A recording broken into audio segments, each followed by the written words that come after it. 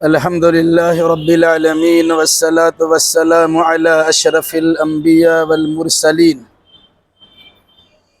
نبينا محمد وعلى آله وأصحابه أجمعين.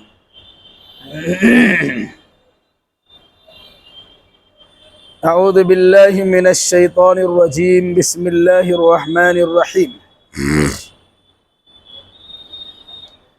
قالوا أأنت فعلت هذا بآلهتنا يا إبراهيم قال بل فعله كبيرهم هذا فاسألوهم إن كانوا ينطقون فرجعوا إلى أنفسهم فقالوا إنكم أنتم الظالمون ثم نكسوا على رؤوسهم لقد علمت ما هؤلاء ينطقون.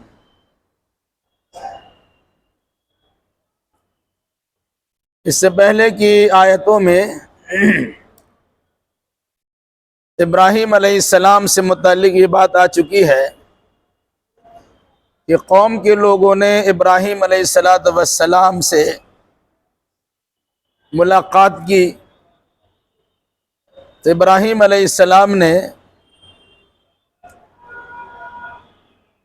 انہیں دین کی دعوت دی. قوم کے لوگوں نے آباء و اجداد کی دہائی دی. ابراہیم علیہ السلام نے کہا تمہارے آباء و اجداد تو گمراہ تھے، پھر بھی تم گمراہی کا راستہ اپنانا چاہتے ہو.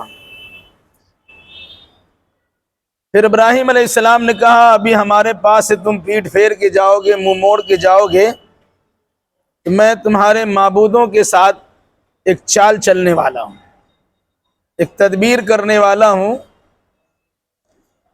چنانچہ جب لوگ واپس ہو گئے تو ابراہیم علیہ السلام نے ان کے مندر میں گھس کر سارے بتوں کو توڑ دیا اور ایک بڑا بت کے کندھے پر کلہاڑا ڈال دیا. جب لوگ اپنے پوجا سے یا پروگرام سے واپس آئے، مندر کا جائزہ لیا تو پتہ چلا کہ سارے بت ٹوٹے پڑے ہوئے ہیں اور صرف ایک بڑا بت کھڑا ہے اور اس کے کندھے پر کلہاڑا رکھا ہوا ہے. حیران و پریشان ہوئے، چیمی گوئیاں ہوئی، مختلف قسم کی باتیں آتی رہی. آپس میں لوگوں نے کسی نے کہ یہ کیا میں ہمارے معبودوں کے ساتھ جس نے بھی حرکت کی ہے بہت بڑا ظلم کا کام کیا ہے. انہی میں سے کچھ لوگوں نے کہا کہ ہو سکتا ہے کہ ابراہیم کا کام ہوگا، کیونکہ اکثر و بیشتر ہم نے ابراہیم کی زبان سے ہمارے بتوں سے متعلق الٹی پلٹی باتیں ہم نے سنی ہیں. وہ کہتے ہیں کہ اسے توڑ دیں گے، وہ کہتے ہیں اس کے اندر طاقت و توانائی نہیں ہے، ان کے بارے میں کہتے ہیں کہ تمہارا بنایا ہوا ہے، تم اس کو مان کے خود گمراہ ہو رہے، تمہارے باپ دادا گمراہ تھے. اس قسم کی باتیں وہ کرتے ہیں. ہو سکتا ہے ابراہیم ہی نے اسے توڑا ہوگا. لوگوں نے کہا ٹھیک ہے ابراہیم علیہ السلام کو مجمع عام میں بلائے جائے، سب کے سامنے بلائیے، سب کے سامنے اس سے پوچھا جائے گا کہ تم نے ایسا کیا ہے. پھر اس کے بعد اسے ہم جو سزا دیں گے سب لوگ گواہ رہیں گے کہ سب کے سامنے باتیں آئی، اس کے مناسبت سے ہم نے سزا دی ہے. یا پھر جو ان کو سزا ملے گی بعد والے لوگ اسے دیکھ لیں گے تو عبرتناک سزا دیکھنے کے بعد آئندہ ایسی حرکت کرنے کی جرات نہیں کر سکیں گے. اس مناسبت سے مجمع عام میں ابراہیم کو بلائے جائے. چنانچہ ان کو حاضر کیا گیا. قالوا انت فعلت هذا بآلهتنا یا ابراہیم. جب لوگوں کے مجمع میں ابراہیم علیہ السلام کو بلایا گیا تو لوگوں نے ابراہیم علیہ السلام سے کہا کیا تو نے ہی ہمارے معبودوں کے ساتھ یہ حرکت کی ہے ابراہیم؟ یہ توڑ پھوڑ کا معاملہ ہوا ہے، سارے بت ٹوٹے پڑے ہوئے ہیں، یہ تمہاری کارستانی ہے؟ تم نے بتوں کی یہ درگت بنائی ہے، تم نے توڑ پھوڑ کے برابر کر دیا ہے، یا تمہارے علاوہ کوئی ہے؟ تو ابراہیم علیہ السلام نے اپنی جانب سے انکار نہیں کیا کہ میں نے نہیں مارا ہے، میں نے نہیں توڑا ہے، کلہاڑا میں نے نہیں چلایا ہے، ایسا کچھ نہیں کہا. ایسا جملہ انہوں نے بیان کیا کہ لوگ سوچنے پر مجبور ہو گئے. کیا کہا؟ قال بل فعلہ کبیرہم ھذا. کہا بلکہ ان کے اس بڑے نے یہ حرکت کی ہے. جو سارے یہاں پہ ٹوٹے پڑے ہوئے ہیں، ایک بڑا جو کھڑا موجود ہے، آپ تو اندازہ لگا سکتے ہیں اس بڑے نے اپنے سارے چھوٹے کو توڑ دیا ہے. فَاسْأَلُوهُمْ إِنْ كَانُوا يَنْطِقُونَ، ان تمام ٹوٹے پھوٹے ہوئے مورتیوں سے تم پوچھ لو اگر یہ بول سکتے ہیں. تمہارا گرو گھنٹال ہے، اگر وہ بول سکتا ہے تو وہی بتا دے. یہ جو ٹوٹے پڑے ہوئے ہیں ان تمام مورتیوں سے، مجسموں سے پوچھو کہ تمہارے ساتھ یہ حرکت کس نے کی ہے، اگر وہ بول سکتے ہیں تو پوچھ لو. ظاہر سی بات ہے، وہ تو سارے لوگ جان رہے تھے کہ بدھ بولتے نہیں ہیں، مورتی کی زبان کھلتی نہیں ہے. قرآن کہتا ہے فَرَجَعُوا إِلَىٰ أَنفُسِهِمْ، وہ لوگ آپس میں ایک دوسرے کو دیکھنے لگے. فَقَالُوا إِنَّكُمْ أَنْتُمُ الظَّالِمُونَ، اور آپس میں کہنے لگے یقیناً تم ہی لوگ ظالم. بھائی ابراہیم علیہ السلام کی بات کا جواب تو دو. ہم جس کے سامنے جبین نیاز جھکاتے ہیں، جس کے سامنے بندگی کی آداب بجا لاتے ہیں، جن کے سامنے گردن جھکاتے ہیں، جن کے سامنے چڑھاوے چڑھاتے ہیں، جن سے مرادیں اور منتیں مانگتے ہیں، وہ بول بھی نہیں سکتے ہیں. رہا معاملہ ان کا خود کا، وہ خود اپنے آپ کو بچا نہیں سکے ہیں. اور جو بڑے کو سردار کو جو ہم نے بنا رکھا ہے، یہ بڑا سردار بھی تو اپنے نیچے والوں کو بچا نہیں سکے ہیں. ابراہیم اگر کچھ بولتے ہیں تو اس کا جواب کو دینا چاہیے، اس پر ہمیں غور و فکر بھی کرنا چاہیے. ابراہیم نے کہا بلکہ اس بڑے نے یہ حرکت کی ہے ان کے ساتھ میں، اگر یہ بول سکتے ہیں تو پوچھ لیجئے. سب نے ایک دوسرے کو دیکھنا شروع کیا اور کیا بولنے لگے؟ فَقَالُوا إِنَّكُمْ أَنْتُمْ ظَالِمُونَ، یقیناً تم ہی لوگ ظالم. مراد کہ ہم نے عبادت کا مرکز اللہ کو سمجھنے کے بجائے غیر اللہ کو سمجھ لیا. ہم اس کے سامنے بندگی کے آداب بجا لاتے ہیں جن کے پاس خود اپنے آپ کو بچانے کی طاقت نہیں ہے. جو خود کو بچا نہیں سکتا وہ ہمیں کیا بچائیں گے. پھر کہا ثُمَّ نُكِسُوا عَلَىٰ رُؤُوسِهِمْ، پھر سب کے گردن جھک گئے. ابراہیم علیہ السلام کے بات کا جواب تو کسی کے پاس تھا نہیں، کیونکہ وہ بول نہیں سکتے تھے. ابراہیم علیہ السلام نے انکار بھی نہیں کیا کہ ہم نے توڑا نہیں ہے، بلکہ ابراہیم علیہ السلام کا دعویٰ تھا اس بڑے بت نے توڑ دیا ہے. یہ چھوٹے چھوٹے تمہارے تو معبودان ہیں نا، جن کی بندگی بجا لاتے ہو، یہ بول بھی سکتے ہیں، یہ کچھ کر بھی سکتے ہیں، ان سے پوچھ لو. اگر یہ بول سکتے ہیں تو پوچھ لو، اس بڑے سردار سے پوچھ لو. سب ایک دوسرے کو دیکھ کر کہنے لگے ہم لوگوں سے ظلم ہوا، ہم لوگوں سے غلطی ہوئی ہے، ہم نے اس کو معبود بنا لیا جس کے پاس طاقت ہی نہیں ہے. لیکن کہتے ہیں کس یعنی بلی کھمبا نوچے، معبود تو بنا کے رکھے ہوئے ہیں. ابراہیم علیہ السلام کی باتوں کا جواب ان کے پاس نہیں ہے. سب کی گردن جھکی ہوئی ہے. گردن جھکے ہوئے عالم میں کیا کہتے ہیں لقد علمت ما هؤلاء ينطقون. ابراہیم آپ تو جانتے ہو یہ بول نہیں سکتے ہیں، ہم پوچھے کیسے اور پوچھیں گے تو جواب کیسے دیں گے؟ تم کو ہی معلوم ہے، ہم کو معلوم ہے. ان کے پاس بظاہر لگتا ہے کہ ان کی آنکھیں موجود ہیں، ان کا منہ موجود ہے، کان موجود ہے، ہاتھ پیر موجود ہے، لیکن کسی کام کا نہیں ہے. تو تم بول ہی نہیں سکتے ہیں. ہم ان سے پوچھیں گے کہ تم کو کس نے توڑا ہے، کیسے بتائیں گے؟ جب بولنے کی طاقت ہوگی تب نہ بتائیں گے. تو بولنے کی طاقت نہیں رکھتے. لقد علمت، اے ابراہیم تم جانتے ہو، ما هؤلاء ينطقون، کہ یہ سب بول نہیں سکتے ہیں. جب قوم نے اپنے مورتیوں کے بارے میں یہ اعلان کر دیا، اقرار کر لیا کہ ان کے اندر بولنے کی طاقت اور سکت نہیں ہے، تب ابراہیم علیہ السلام کو پھر زبردست تقریر کرنے کا موقع ملا. کیا فرمایا؟ قال تعبدون من دون اللہ ما لا ينفعکم شیئا ولا یضرکم. ابراہیم علیہ السلام نے فرمایا تو کیا تم اللہ کو چھوڑ کر ان کی بندگی کرتے ہو جو نہ تمہیں نفع پہنچا سکتا ہے اور نہ تمہیں نقصان پہنچا سکتا ہے. ہم تو تمہیں اللہ کی بندگی کی طرف بلاتے ہیں کہ اللہ کی عبادت کرو. اللہ تو سب کچھ کرتا ہے، اللہ نے پیدا کیا ہے، روزی روٹی کا مسئلہ حل کر دیا ہے، رہنے سہنے کے لیے مکان بھی دیا، کھانے پینے کے لیے غلہ جات بھی دیا، ساری سہولیات ہم کو فراہم کر کے دیا ہے، ہم اس کی بندگی کرتے ہیں، اسی کی طرف دعوت دیتے ہیں۔ تم جس کو اپنے ہاتھ سے بناتے ہو، مجسمہ کی شکل میں بنا کے رکھتے ہو، مورتی بنا کے رکھتے ہو، تم اسی کے سامنے جھکتے بھی ہو، جبکہ اس کا حال یہ ہے کہ وہ بول بھی نہیں سکتے، تو کیا تم اس کی بندگی کرتے ہو اللہ کو چھوڑ کر، جو نہ تمہیں نفع پہنچا سکتا ہے اور نہ تمہیں نقصان پہنچا سکتا ہے۔ اُفٍّ لَكُمْ وَلِمَا تَعْبُدُونَ مِن دُونِ اللَّهِ، افسوس تم پر بھی ہے اور افسوس ان پر بھی ہے جنہیں تم اللہ کو چھوڑ کے پوچھتے ہو۔ تم بھی افسوس کرنے کے لائق ہو اور وہ بھی افسوس کرنے کے مستحق ہے۔ ان کے پاس تو کوئی طاقت ہی نہیں ہے، وہ تو ختم ہے، لیکن تم تو باضابطہ انہیں سب کچھ سمجھتے ہو، تمہارے پر افسوس ہے۔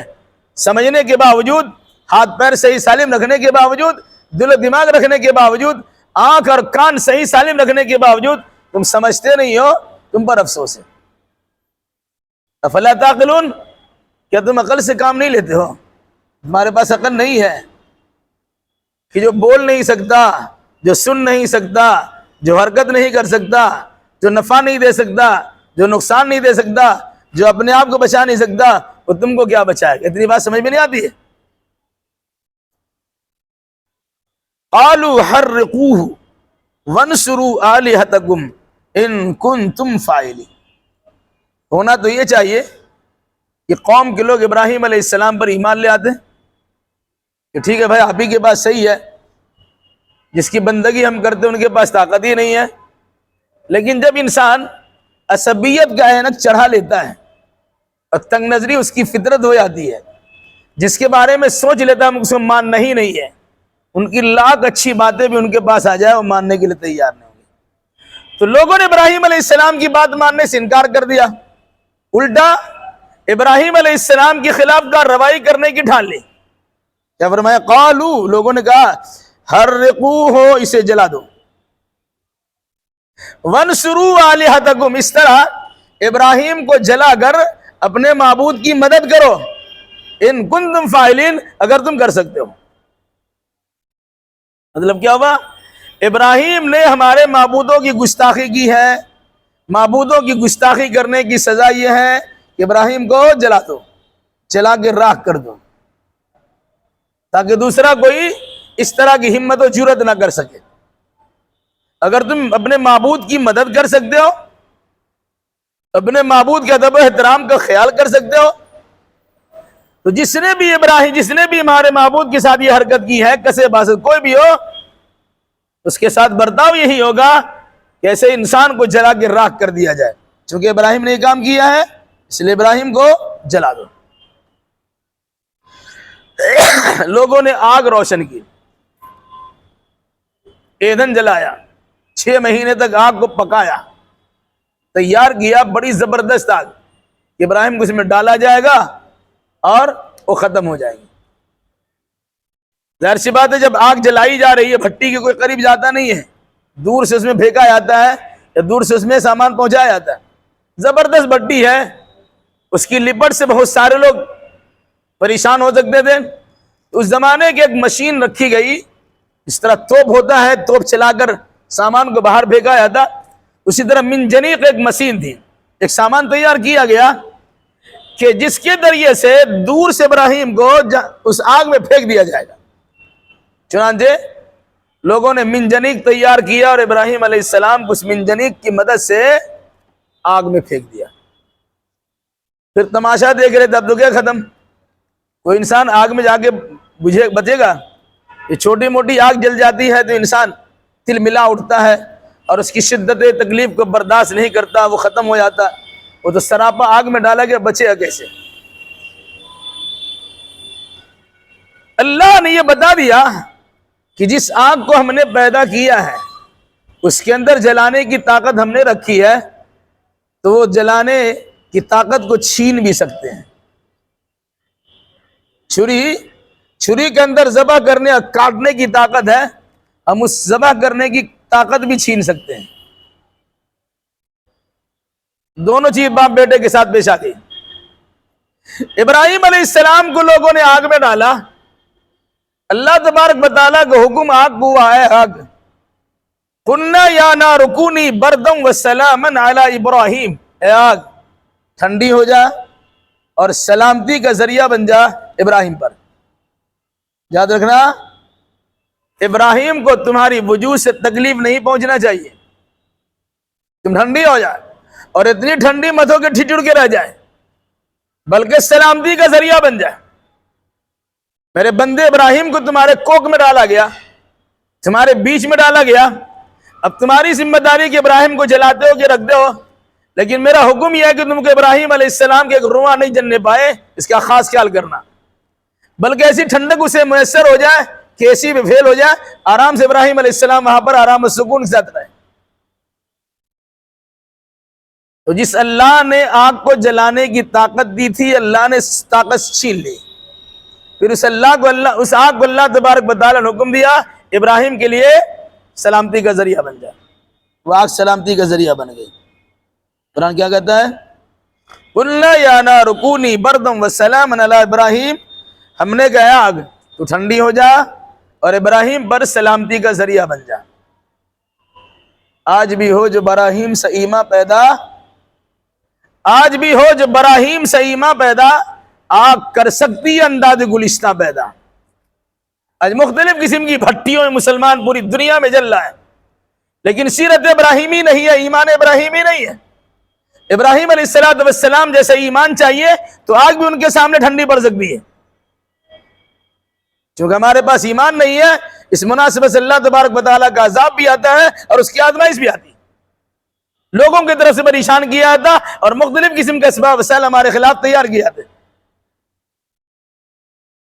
وَأَرَادُوا بِهِ كَيْدًا فَجَعَلْنَاهُمُ الْأَخْسَرِينَ، قرآن کہتا ہے ان لوگوں نے ابراہیم علیہ السلام کے ساتھ ایک مکر کیا، چال چلا، فَجَعَلْنَاهُمُ الْأَخْسَرِينَ، تو ہم نے ان لوگوں کے سارے داؤ اور پیچ کو ختم کر دیا، ناکام بنا دیا، اور ان لوگوں کو ہم نے نقصان اٹھانے والا بنا دیا کہ 6 مہینہ سے آگ جلا کے رکھا تھا، کتنا خرچہ اس پہ ہوا ہوگا، وہ ساری کی ساری آگ دھری کی دھری رہ گئی، بجھ گئی اور ابراہیم علیہ السلام کو نقصان نہ پہنچا سکی۔ تو ان لوگوں نے ابراہیم کے ساتھ غلط برتاؤ کرنے کا ارادہ کیا، جلانے کا ارادہ کیا۔ اللہ تبارک و تعالیٰ نے ابراہیم علیہ السلام کو وہیں صحیح سالم رکھا ہے۔ مطلب کیا ہوا؟ جسے اللہ رکھے اسے کون چکھے، وہی معاملہ جب ابراہیم علیہ السلام کو حکم ملا تھا کہ اپنے بیٹے کو میرے نام پہ قربان کر دو، ابراہیم علیہ السلام نے قربانی کرنے کی پوری تیاری کی، رسی سے ہاتھ پیر کو باندھ دیا، ہاتھ میں تلوار لی، چھری لی، ابراہیم علیہ السلام نے اسماعیل کو پٹک دیا، ان کی گردن پہ چھری چلا رہے ہیں، اس چھری کو سان چڑھایا گیا تھا، تیز کیا گیا تھا، لیکن چھری ان کی گردن پہ چل رہی ہے اور ان کا ایک رواں جب تک نہیں کٹ رہا ہے۔ ابراہیم علیہ السلام کو آگ میں ڈالا گیا، ایک رواں تک نہیں جلا۔ اسماعیل علیہ السلام کی گردن پہ باپ اپنے اللہ کی خوشنودی کے حصول کے لیے چھری جلا رہا ہے اور ان کے گردن پہ تلوار یا چھری کوئی کام نہیں کر رہی ہے۔ کیوں؟ کہ وہ چھری بھی اللہ کے حکم کے پابند، وہ آگ بھی اللہ کے حکم کے پابند۔ کیا فرمایا؟ ہم نے آگ سے کہا ہے آگ تو ٹھنڈی ہو جا اور ابراہیم علیہ السلام کے لیے سلامتی کا ذریعہ بن جا۔ کیوں؟ ان لوگوں نے ابراہیم کے ساتھ ایک داؤ چلنے کی کوشش کی تھی، تو ہم نے ان کی کوشش کو ناکام بنا دیا اور یہ سارے لوگ ناکام، خاسر و ناکام واپس ہو گئے۔ ابراہیم علیہ السلام محفوظ رہ گئے اور ان کی ساری تدبیریں فیل ہو گئی۔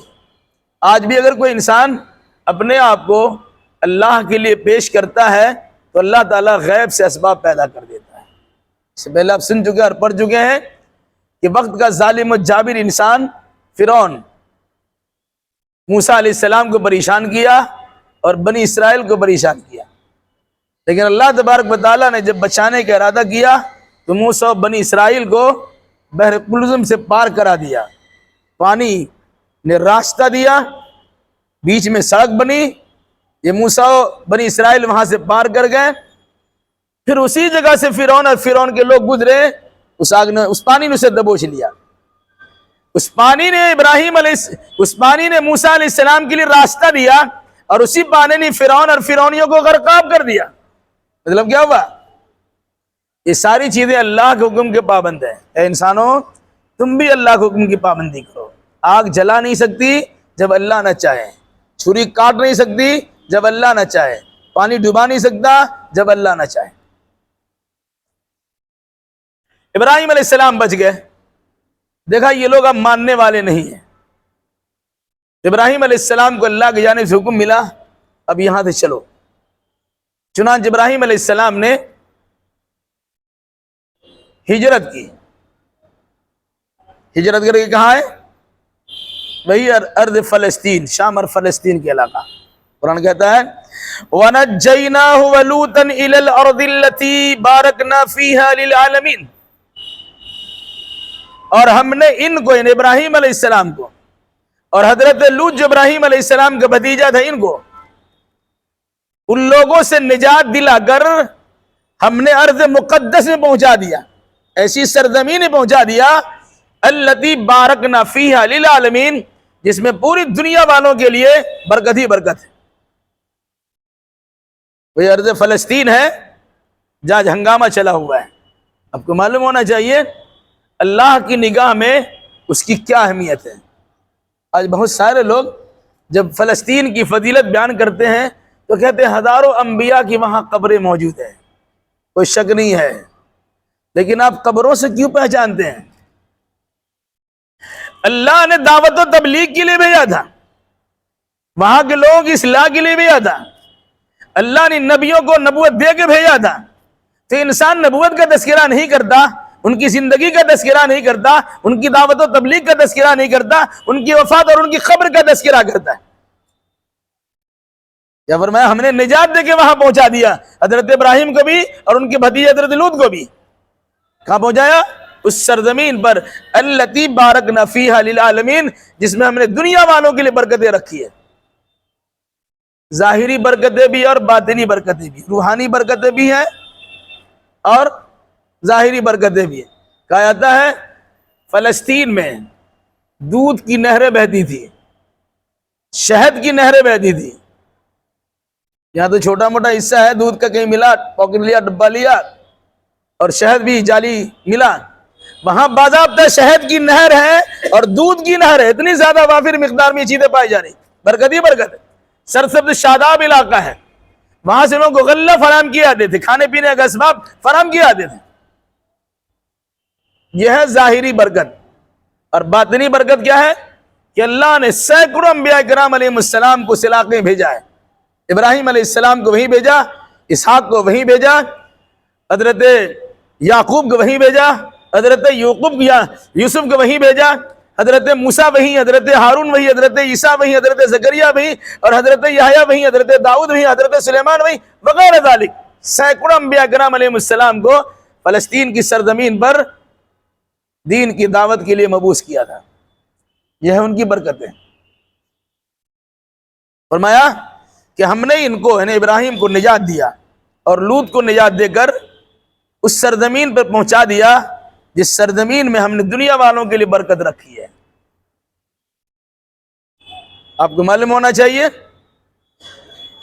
وَوَهَبْنَا لَهُ إِسْحَاقَ وَيَعْقُوبَ نَافِلَةً، اور ہم نے ان کو عطا کیا اسحاق اور مزید یعقوب بھی عطا کی. ابراہیم علیہ السلام کی پہلی بیوی سے لڑکا پیدا ہوا بعد میں، اور دوسری بیوی سے لڑکا پیدا ہوا پہلے. حضرت ہاجرہ بعد کی بیوی ہے، ان سے پہلے لڑکا پیدا، ان کا نام اسماعیل ہے، ان سے جو نسل چلی بنی اسماعیل. اور پہلی بیوی حضرت سارہ سے جو لڑکا پیدا ہوا ان کا نام رکھا اسحاق. حضرت اسحاق کا ایک لڑکا ہوا، ان کا نام ہے یعقوب. حضرت یعقوب کا ہی دوسرا نام ہے عبرانی زبان میں، ہبرو زبان میں اسرائیل. ان کی جو نسل چلی اسی کو بنی اسرائیل کہا جاتا ہے. یہ یہودی، یہ نصرانی، ادھر حقیقت اسی حضرت یعقوب علیہ السلام کی اولاد. قرآن نے جگہ جگہ کہا یا بنی اسرائیل یا بنی اسرائیل یا بنی اسرائیل، اے اسرائیل کی اولاد. مگر ان ہنجار لوگوں نے حضرت یعقوب علیہ السلام کی اولاد ہونے کا غلط فائدہ اٹھایا. انہیں تو نبی کی تعلیمات سے روشناس ہونے کے نتیجے میں دیندار بن کے رہنا چاہیے، وفاشار بن کے رہنا چاہیے، عادل انصاف پرور بن کے رہنا چاہیے، لیکن جگہ جگہ ظلم کا بازار لوگوں نے گرم کیا۔ اور ہم نے وَهَبْنَا لَهُ اسحاق، ہم نے ابراہیم کو عطا کیا اسحاق، وَيَعْقُوبَ نَافِلَةً، اور مزید ہم نے یعقوب بھی عطا کیا، یعنی پوتا کے طور پر یعقوب بھی دیا۔ وَكُلًّا جَعَلْنَا صَالِحِينَ، اور ہم نے تمام کو نیک بنایا ہے۔ اندازہ لگائیے، ابراہیم خود نبی، اسحاق بھی نبی، یعقوب بھی نبی، یوسف بھی نبی، سلسلہ نبوت کا۔ اور اس کے بعد جتنے بھی نبی دنیا میں تشریف لائے، اللہ کے نبی صلی اللہ علیہ وسلم کو چھوڑ کر سب کے سب بنی اسرائیلی میں نبی ہیں۔ وَكُلًّا جَعَلْنَا صَالِحِينَ، ہم نے ہر ایک کو صالح نیک بنا دیا۔ وَجَعَلْنَاهُمْ أَئِمَّةً يَهْدُونَ بِأَمْرِنَا وَأَوْحَيْنَا إِلَيْهِمْ فِعْلَ الْخَيْرَاتِ وَإِقَامَ الصَّلَاةِ وَإِيتَاءَ الزَّكَاةِ وَكَانُوا لَنَا عَابِدِينَ،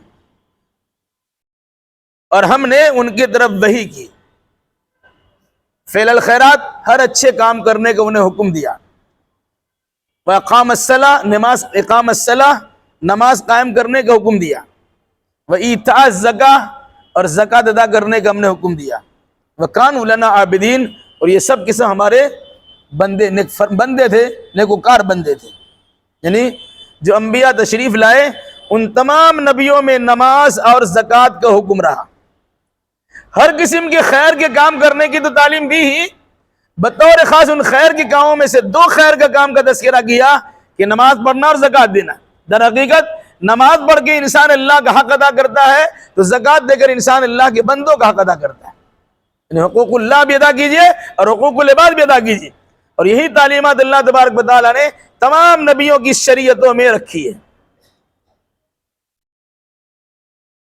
وَلُوطًا آتَيْنَاهُ حُكْمًا وَعِلْمًا وَنَجَّيْنَاهُ مِنَ الْقَرْيَةِ الَّتِي كَانَتْ تَعْمَلُ الْخَبَائِثَ إِنَّهُمْ كَانُوا قَوْمَ سَوْءٍ فَاسِقِينَ، اور ہم نے حضرت لوط علیہ السلام کو بھی علم و حکمت عطا کیا،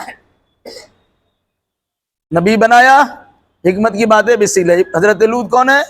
ابراہیم علیہ السلام کا بھتیجا ہے، اور ابراہیم علیہ السلام کے ساتھ انہوں نے ہجرت کیا تھا شام اور فلسطین کی سرزمین کی طرف۔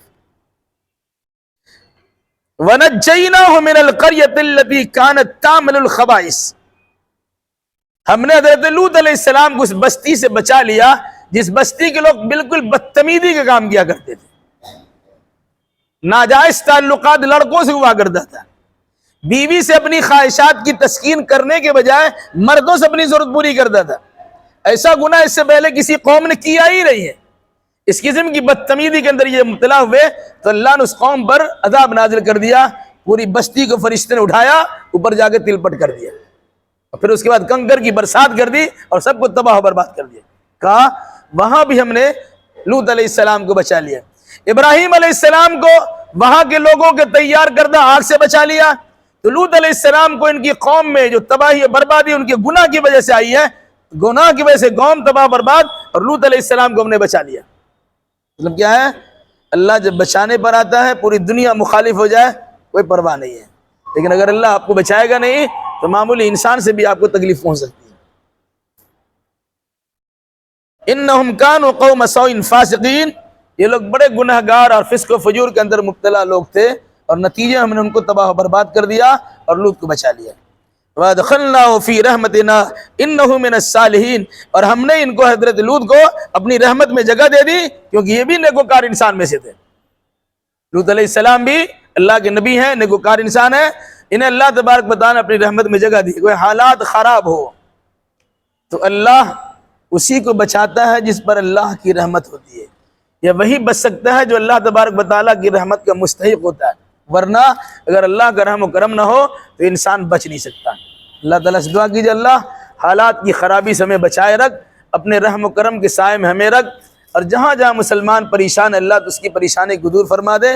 ابھی بطور خاص ارض فلسطین میں مسلمانوں کے ساتھ جو برتاؤ ہوتا ہے، اے اللہ تو اپنے فضل و کرم سے ان پر رحم فرما، اور اسرائیل ظالم اور غاصب کے چنگل سے اسے نجات دے دے، اور ہر قسم کے ظلم و بربریت سے انہیں محفوظ رکھ۔ قول قولی ھذا واستغفر اللہ لی ولکم ولسائر المسلمین، وآخر دعوانا ان الحمد للہ رب العالمین۔